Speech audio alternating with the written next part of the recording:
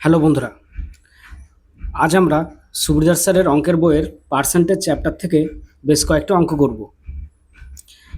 এই অঙ্কগুলো RRB, group D, ALP, technician, SSC, CGL, CHSL, MTS ও রাজ্যের বিভিন্ন নিয়োগ পরীক্ষার জন্য খুবই গুরুত্বপূর্ণ। তোমরা আগে ভিডিওটি পজ করে অঙ্কগুলো নিজেরা করার চেষ্টা করবে, তারপর আমার সমাধানটি দেখে নেবে। অঙ্কগুলো আমরা কোনো রকম সূত্র না বসিয়ে অপশন ধরে সমাধান করার চেষ্টা করব। চলো 1 নম্বর অঙ্কটি দেখো। 15% বৃদ্ধির ফলে একটি সংখ্যার বৃদ্ধি হয় 60। আসল সংখ্যাটি কত? 15% বেড়েছে, যার ফলে একটি সংখ্যা বেড়েছে 60। তাহলে অরিজিনাল আসল সংখ্যাটি কত সেটা জানতে চেয়েছে। তাহলে 15-র ভ্যালু অঙ্কে বলেছে 60। একের ভ্যালু কত হবে? নিচে 15। 100-র ভ্যালু কত হবে? গুণ 100। দেখো 15 দিয়ে যদি আমরা 60কে কাটি 4 আসছে, তাহলে 400 হয়ে যাবে সঠিক উত্তর, অপশান সি। তোমরা অপশান ধরে করতে পারো। ধরো নিচে 100-র জন্য দুটো করে শূন্য কেটে যাবে, তাহলে এর এতগুলোর 100, 200, 400, 300-র মধ্যে কোনটির 15% 60 হবে সেটাই আমাদের উত্তর হবে। 100-র 15% 15 হয়, 60 হয় না। 200-র 15% 30 হয়, মানে 15 দুগুণে 30, 60 হয় না। 300-র 15% 3 15 45, 60 হবে না। কিন্তু 400-র 15% দেখো, 4 15 60, অতএব অপশান সি হয়ে যাবে সঠিক উত্তর। চলো 2 নম্বর অঙ্কটি দেখি। কোনো সংখ্যার 12% বৃদ্ধির ফলে 12% ফলে একটি বইয়ের দাম 19.2 টাকা বৃদ্ধি পায়। বইটির বর্ধিত মূল্য কত? 12% বেড়েছে একটি বইয়ের দাম, যার ফলে বৃদ্ধি হয়েছে 19.2 টাকা। তাহলে একের ভ্যালু কত আর 100-র ভ্যালু কত সেটাই আমরা বার করবো। একের ভ্যালু বসালে নিচে 12 চলে আসবে, আর 100-র ভ্যালু হলে গুণ 100 হয়ে যাবে। এখানে যেহেতু উপরে একটা পয়েন্ট আছে, তাই নিচে আমরা একটা শূন্য বসিয়ে নেব, তাহলে উপরের পয়েন্টটা উঠে যাবে। দেখো শূন্য শূন্য কেটে গেল। 12 দিয়ে যদি 192-কে কাটি, 12-কে 12, 6 72, মানে 16 আসছে। তাহলে 160 টাকা। এটা বইটার আসল দাম, কিন্তু এটা উত্তর চাইনি। উত্তর চেয়েছে বইটির বর্ধিত মূল্য কত, মানে বাড়ার পর কত মূল্য হয়েছে। তাহলে এর সাথে আমরা এই 19.2 টাকাটা অ্যাড করে দেবো।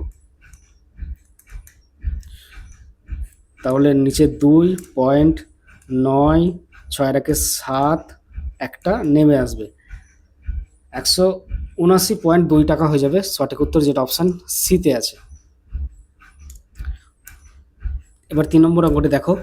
একটি বইয়ের দাম 180 টাকা থেকে বেড়ে 216 টাকা হলো, বইটির দামের বৃদ্ধির হার কত?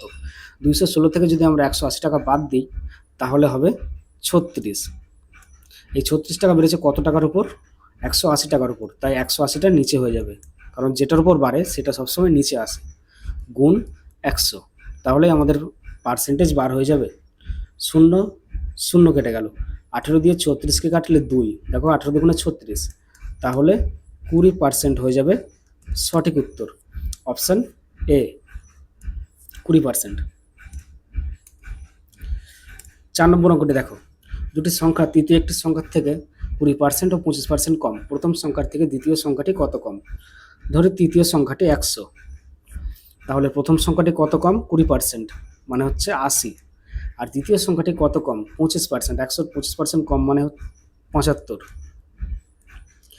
এবার বলেছে প্রথম সংখ্যাটির থেকে, মানে এটার থেকে এটা কত কম সেটা বার করতে হবে। তাহলে যেটার থেকে বলবে সেটা নিচে, মানে 80 বসবে নিচে, আর এই দুটো পার্থক্য হচ্ছে 5, 5টা উপরে ইন্টু 100।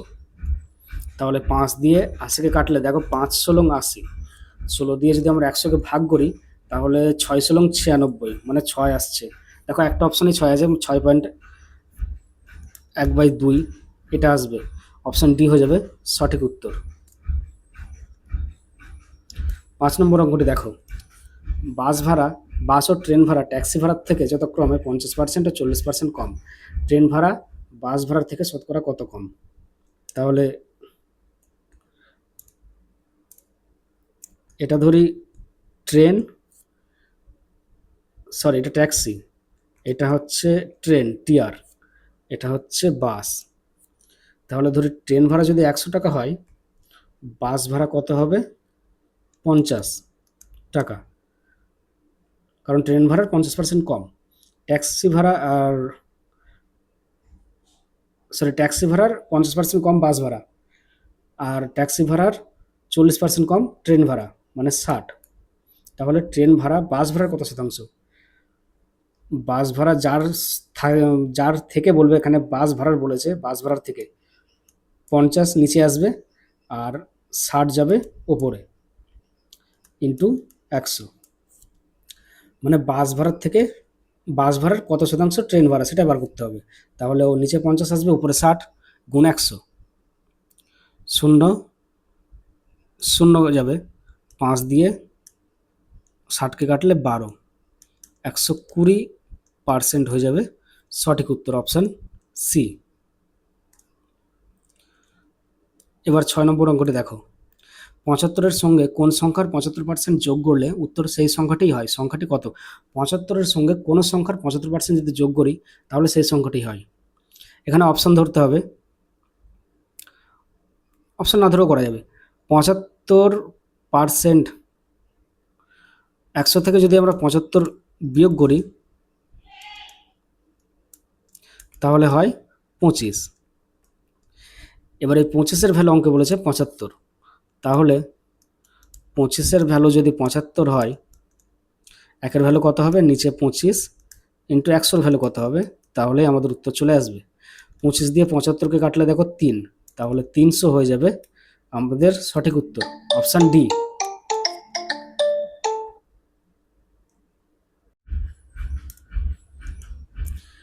এবার 7 নম্বর অঙ্কটি দেখো।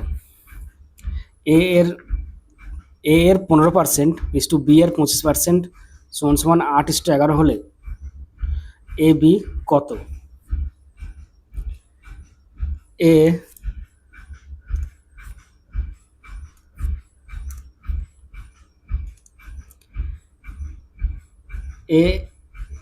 ইন্টু 15/100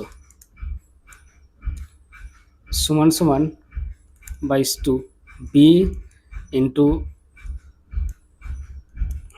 25/100 সমান সমান 8:11। নিচের 100, 100 কেটে যাবে, 5 দিয়ে এটাকে কেটে নাও 3, 5 দিয়ে এটাকে 25টাকে কেটে নাও 5, তাহলে 3a ইস টু 5b সমান সমান 8:11। আচ্ছা, 3a নিচে হচ্ছে 5b সমান সমান 8, নিচে 11। এবারে কোনাকুনি গুণ করে দাও।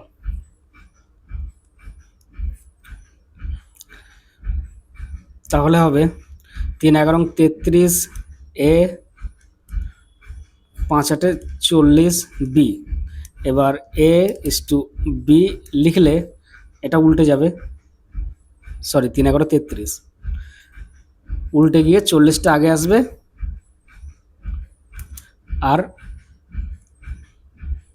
33টা পরে আসবে, তাহলে 40:33 হয়ে যাবে সঠিক উত্তর, যেটা অপশান বিতে আছে।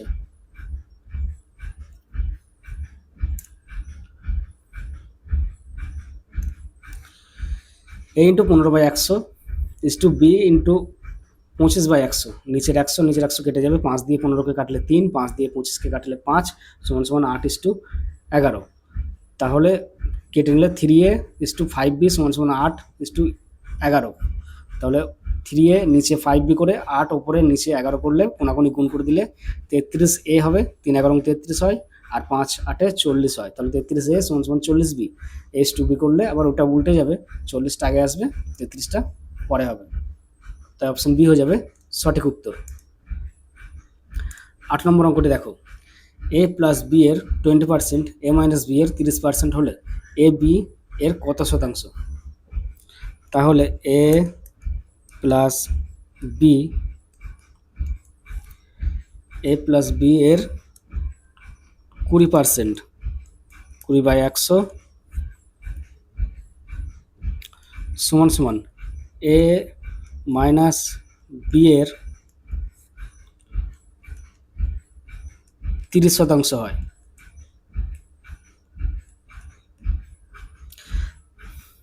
তাহলে এখানেও আমরা নিচের 100 কেটে দেব, 5 দিয়ে এটাকে কাটলে সরি 0 0 কেটে দিলেই মিটে যাবে, 5 দিয়ে কাটার দরকার নেই, 0 0 কেটে দিলেই মিটে যাবে। তাহলে হবে 2a প্লাস 2b সমান সমান 3a মাইনাস 3b, এটাও b হবে 3b,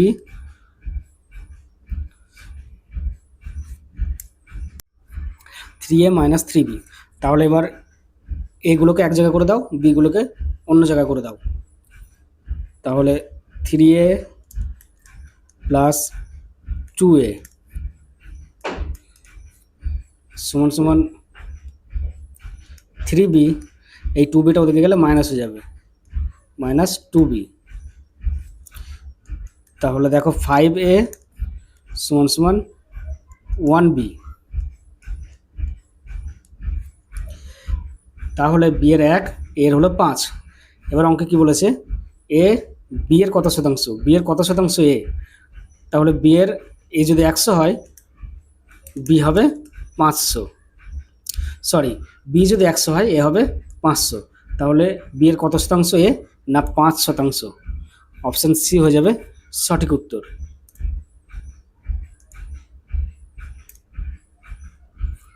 9 নম্বর অঙ্কটি দেখো, এক ব্যক্তির ভাতা মূল বেতনের 140%, ভাতা সহ মূল বেতন 36,000 টাকা হলে মূল বেতন কত? তার আসল বেতন ধরি 100 টাকা, আর ডিএ হচ্ছে 140 টাকা, তাহলে টোটাল হলো 240 টাকা। এবার এই 240 টাকার ভ্যালু অঙ্কে বলেছে 36,000 টাকা। তাহলে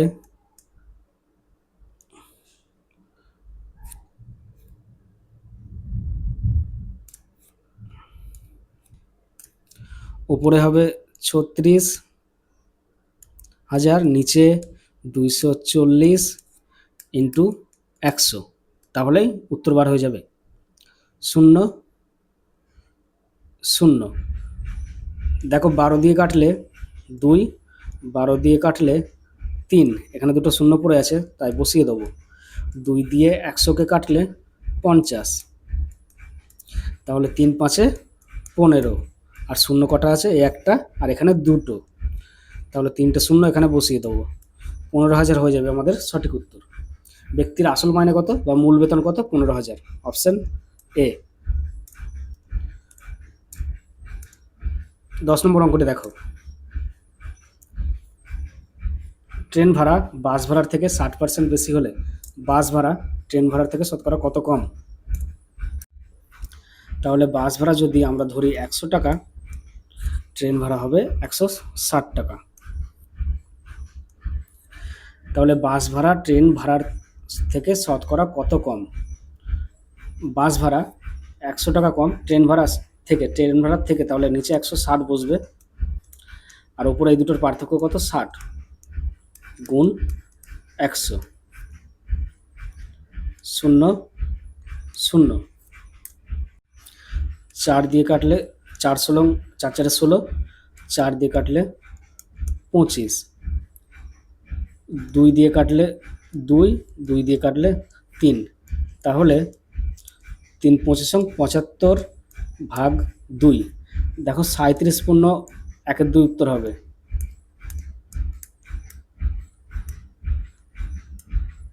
37 পূর্ণ 1/2, যেটা অপশান ডিতে আছে, তাই অপশান ডি হয়ে যাবে সঠিক উত্তর। ট্রেন ভাড়া 160 টাকা, বাস ভাড়া 100 টাকা, তাহলে বলেছে ট্রেন ভাড়া থেকে বাস ভাড়া কত শতাংশ? তাহলে নিচে আসবে ট্রেন ভাড়া, যেটার থেকে বলবো সেটা নিচে আসবে, আর উপরে এই দুটোর পার্থক্য 60, কাটাকুটি করলে 75/2 আসছে, 75কে 2 দিয়ে ভাগ করলে 37 পূর্ণ 1/2। 11 নম্বর অঙ্কটি দেখো, 160 টাকার 15%-এর সঙ্গে কত যোগ করলে যোগফল 240-এর 25%-এর সমান হবে? তাহলে আগে আমরা 240-এর 25% কত হয় সেটা বার করব। 240-এর 25% হবে 240 × 25/100, 25 দিয়ে কাটলে 100কে কাটলে 4, 4 দিয়ে 240কে কাটলে 60।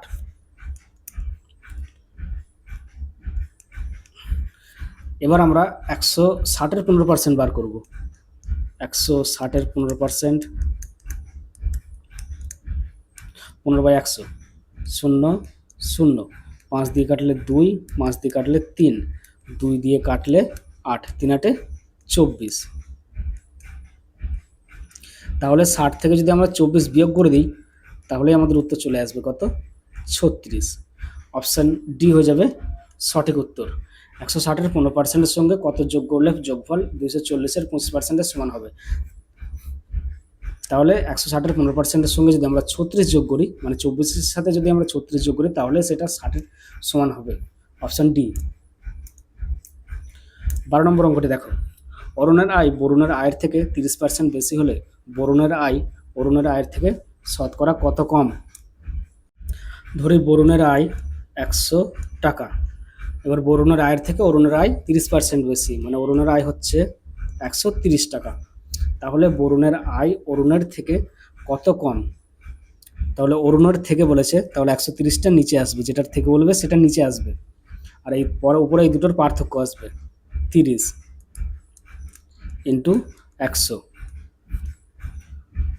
0 0। 300কে যদি আমরা 13 দিয়ে ভাগ করি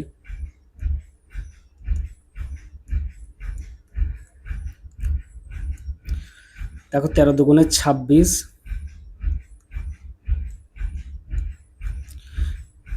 4 40, 3 13 39, মানে 23 পূর্ণ সামথিং আসছে। তাহলে অপশান এ একটাতেই 23 আছে দেখো, তাহলে অপশান এ হয়ে যাবে সঠিক উত্তর।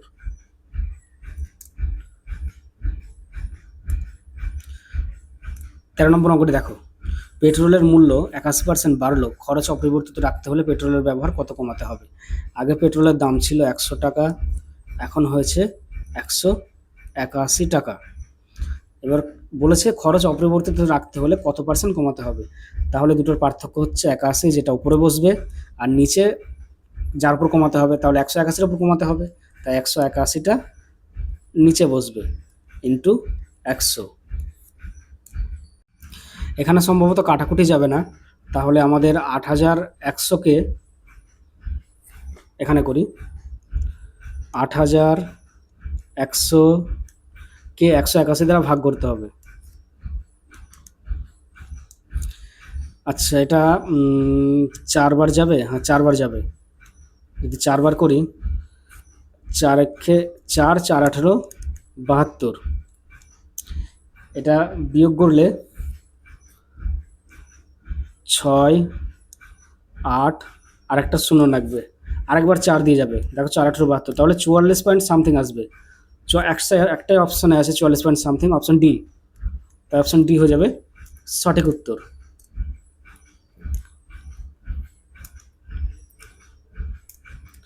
14 নম্বর অঙ্কটাও একই অঙ্ক। একটি টিভির দাম 20% কমে গেল, পূর্বের দাম ফিরে পেতে হলে নতুন দামে শতকরা কত বৃদ্ধি করতে হবে?